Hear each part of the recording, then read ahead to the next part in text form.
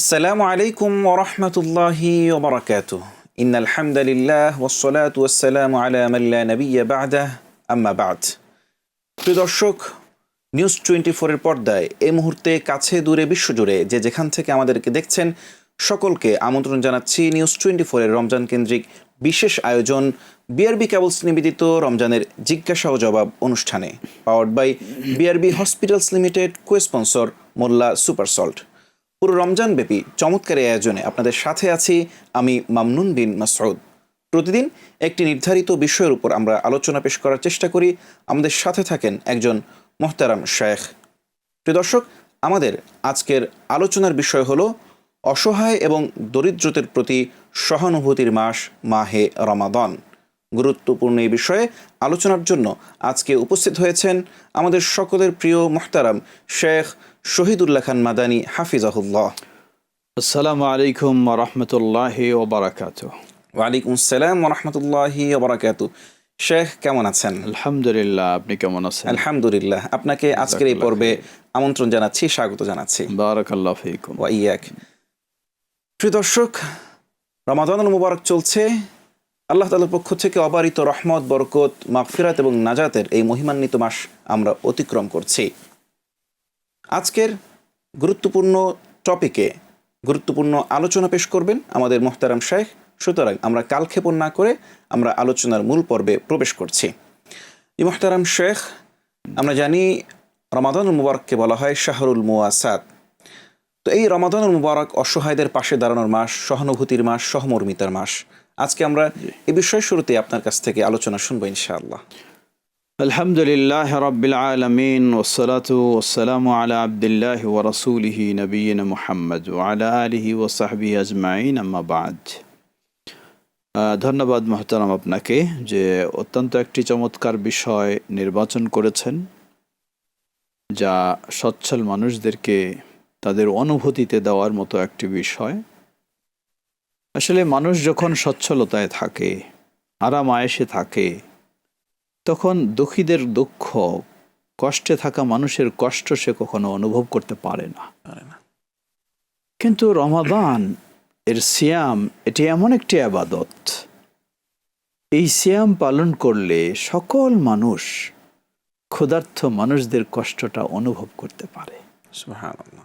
যারা দিনে 4 বার 5 বার খায়, তারা কোনোদিন ক্ষুধার্ত মানুষের কষ্ট অনুভব করতে পারে না, কোনোদিন পারে না, বুঝবেই না তারা। বরং তাদের কাছে আরেকটা সমস্যা তারা অনুভব করতে পারে, বেশি খাইলে যা হয় সেই সমস্যাটা তারা অনুভব করবে, কিন্তু না খেয়ে থাকলে যে কষ্ট, এটি তারা অনুভব করতে পারবে না। কিন্তু রমাদানের সিয়াম পালনে যখন ওই শুভে সাদেক থেকে শুরু করে সূর্যাস্ত পর্যন্ত টোটাল সব পানাহার বন্ধ, ধনী হোক আর সচ্ছল হোক আর শ্বশুর বাড়িতে হোক আর যেখানেই হোক, খাওয়া সব বন্ধ যখন, সুবহানাল্লাহ, সে অনুভব তখন করতে পারে যে এই দরিদ্র মানুষেরা, তারা দুপুরে খায়, হয়তো রাত্রে খায় না, অথবা সারাদিনও না খেয়ে দিন চলে যায়, তারা কিভাবে কষ্টটা অনুভব করে। এই রমাদানের সিয়ামের মধ্য দিয়ে সচ্ছল মানুষেরা এই কষ্টটা অনুভব করার সুযোগ পায়, যার ফলে অসহায় মানুষদের প্রতি তার একটা দয়া, একটা মায়া, একটা অনুভূতি আলাদা তৈরি হয়, যে না, আসলেই তো এরা মাসের পর মাস, বছরের পর বছর কত কষ্ট করে এরা দিন যাপন করে। তাহলে আমাদের উচিত এদের পাশে দাঁড়ানোর, আমাদের উচিত এদের মুখে একটু খাওয়া দেওয়া, আমাদের উচিত এদের জন্য বিষয়গুলি একটু সহজ করে দেওয়া।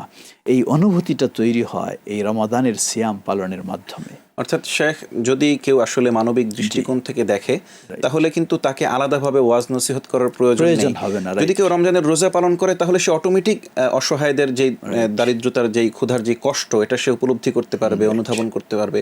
অটোমেটিকভাবেই তার মনে অসহায়দের প্রতি আলাদা একটা সহানুভূতি কিন্তু তৈরি হয়ে যাবে। সুবহানাল্লাহ। আল্লাহ তাআলা কত চমৎকারভাবে আসলে এই বিষয়টা আমাদের অজান্তে এই বিষয়টা আমাদের মধ্যে দিয়ে দিয়েছেন। মানে শুধু নসিহতে নয়, জি, উপলব্ধিতে আল্লাহ দিয়েছেন, তার মাঝে উপলব্ধি তৈরি হবে। তো যখন এইভাবে উপলব্ধি তৈরি হয়, তখনই মানুষ রমাদান মাসে তুলনামূলক অন্য মাসের চেয়ে বেশি বেশি দান সদকা অসহায়দের প্রতি সহায়তা প্রদানের জন্য প্রস্তুত হয়ে যায়। এছাড়াও রমজান মাসটাকে আল্লাহ সুবহানাহু ওয়া তাআলা বা ইসলামেও অসহায়দের প্রতি সহায়তা প্রদানের কিছু বিষয় রেখেছেন। যেমন রমাদান শেষ হবে ঠিকই, আল্লাহ রাসূল সাল্লাল্লাহু আলাইহি ওয়াসাল্লাম বলেন, সাদাকাতুল ফিতর তুহরাতুন লিস-সাইমি ওয়া তু'মাতুন লিল মাসাকিন। সুবহানাল্লাহ, যার ঘরে খাওয়া রয়েছে ঈদের দিন তো সে আনন্দ করে খাবে, কিন্তু যারা অসহায় মিসকিন, যার ঘরে খাওয়া নেই, ঈদের দিন তাদের খাওয়া কই নেই, কোথায় ঈদ তাদের?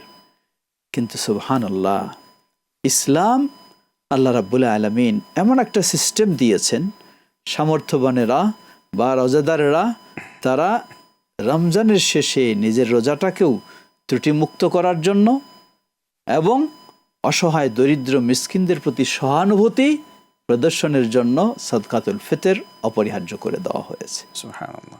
যেই সদকাতুল ফিতর তাকে চাইতে হবে না, আমি দিতে বাধ্য, আমি দিতে বাধ্য। আমাদের সমাজে কিন্তু উল্টা হয়, মানুষের ঘরে ঘরে চাইতে হয়, না এটা না, তারে চাইতে হবে না, সে না আসলেও আমাকে খুঁজে বের করতে হবে কে সদকাতুল ফিতর পাওয়ার মতো উপযুক্ত আছে, প্রয়োজনে তার ঘরে আমি পৌঁছায় দিয়ে আসবো। জি জি, অবশ্যই। তো এটি একটি বড় সহানুভূতির একটি শিক্ষা, সহানুভূতির একটি প্রশিক্ষণ আল্লাহ সুবহানাহু ওয়া তাআলা রমজান মাসেও এর মাধ্যমে রেখেছেন। আল্লাহু আকবার কাবীরা।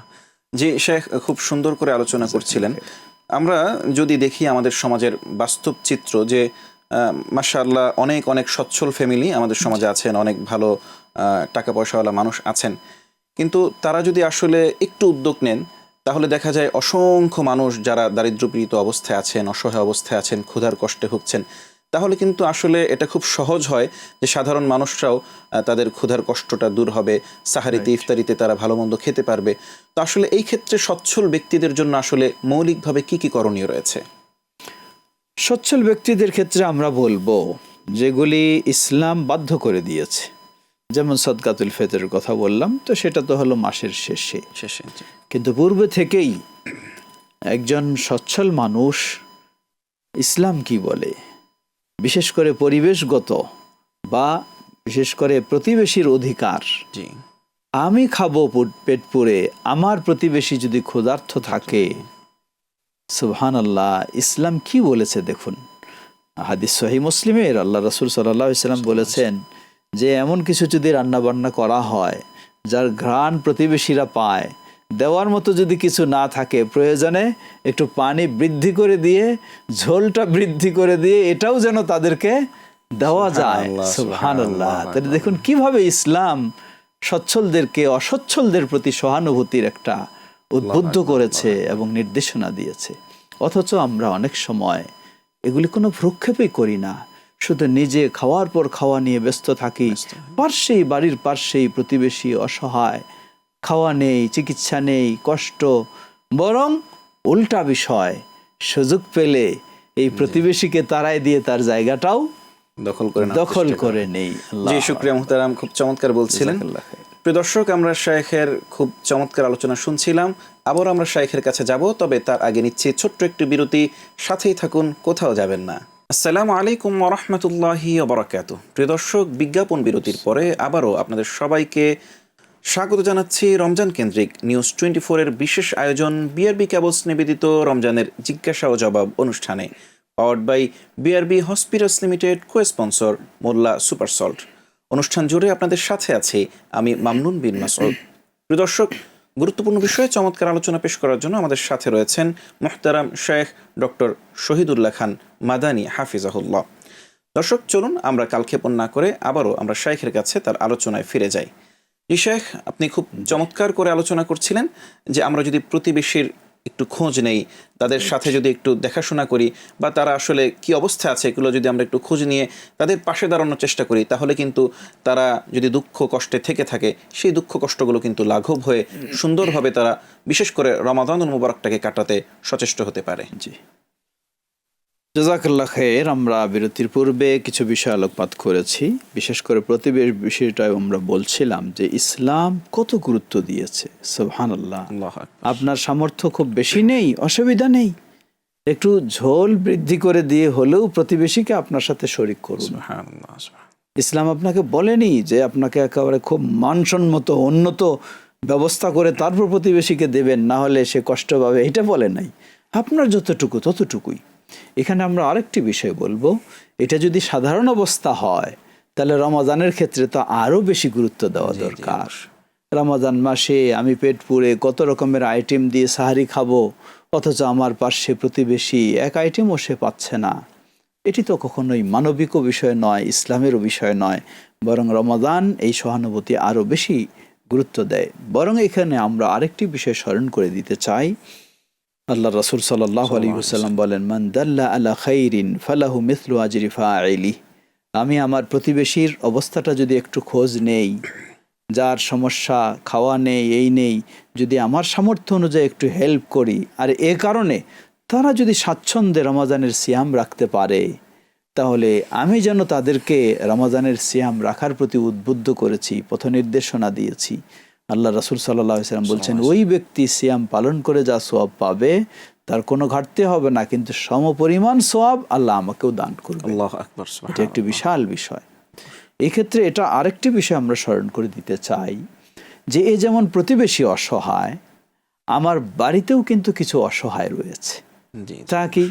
বাড়িতে কাজের মেয়ে, কাজের ছেলে, যারা বাড়িতে কর্মচারী, এরা অনেক সময় অনেক বাড়িতে দেখবেন, এটা আসলেই বিবেকবান মানুষের কখনো হয় না, কিন্তু যাদের বিবেকের অভাব রয়েছে তাদেরই হয়ে থাকে।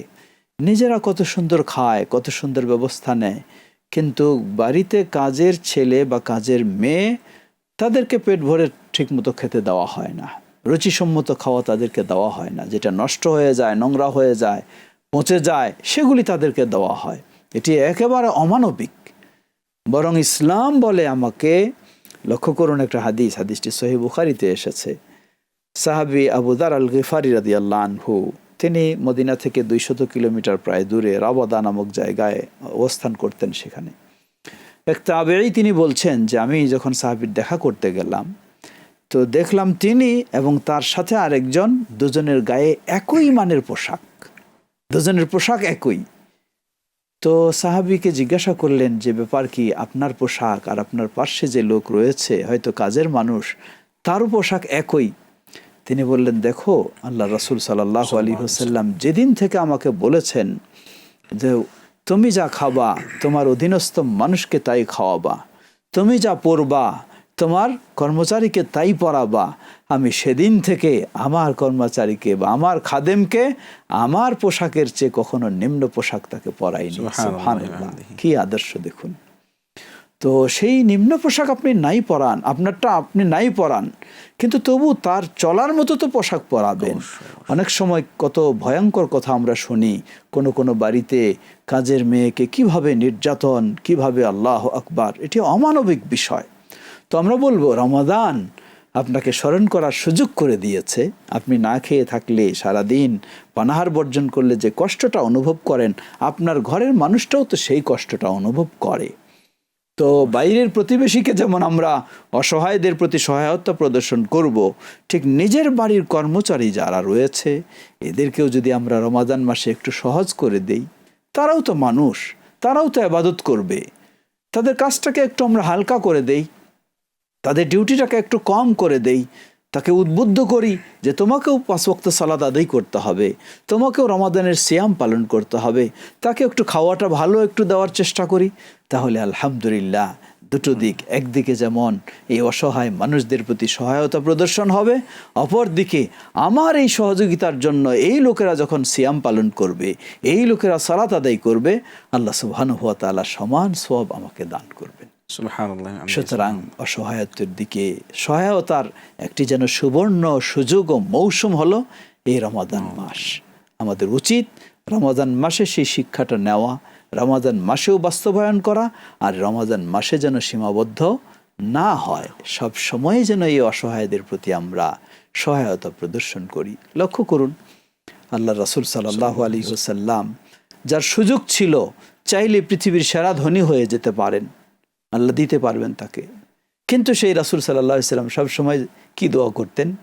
হে আল্লাহ, আমাকে জুমরাতুল মাসাকিন, মিসকিনের দলের মধ্যে আমাকে রাখো, মিসকিনের দলের সাথে আমাকে হাসর নাসর করো। সুবহানাল্লাহ, সুবহানাল্লাহ। কেন করতেন এটা? কারণটা কি?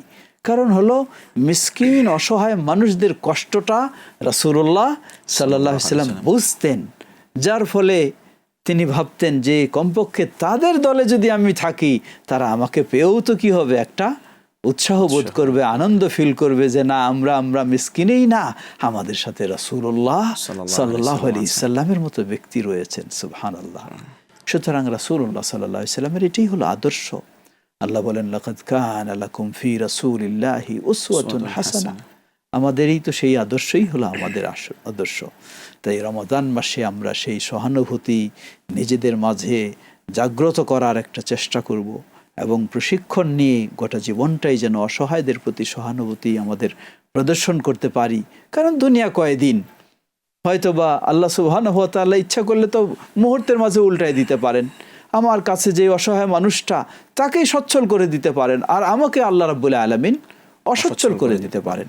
সুতরাং সচ্ছলতার কোনো বড়াইয়ের বিষয় নেই, অহংকারের বিষয় নেই, বরং অসচ্ছল মানুষদের পাশে দাঁড়ানোটাই হলো আনন্দের বিষয়, এটাই হলো গর্বের বিষয়, এটাই হলো আনন্দের বিষয়।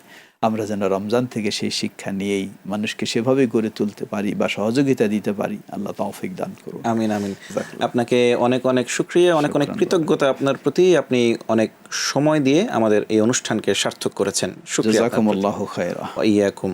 প্রিয় দর্শক, এতক্ষণ দেখছিলেন, উপভোগ করছিলেন রমজান কেন্দ্রিক বিশেষ আয়োজন বিআরবি ক্যাবলস নিবেদিত রমজানের জিজ্ঞাসা ও জবাব, powered by BRB hospitals limited, co-sponsor Molla super salt. এতক্ষণ আপনাদের সাথে ছিলাম আমি মামনুন বিন মাসউদ। প্রিয় দর্শক, প্রতিদিন একই সময়ে নিউজ 24-এর পর্দায় চমৎকার আয়োজন উপভোগ করতে চোখ রাখুন। পরবর্তী আরও একটি পর্ব দেখার আমন্ত্রণ জানিয়ে আজকের মতো এখানেই বিদায় নিচ্ছি। সকলেই ভালো থাকবেন, সুস্থ থাকবেন। আসসালামু আলাইকুম ওয়া রাহমাতুল্লাহি ওয়া বারাকাতুহু।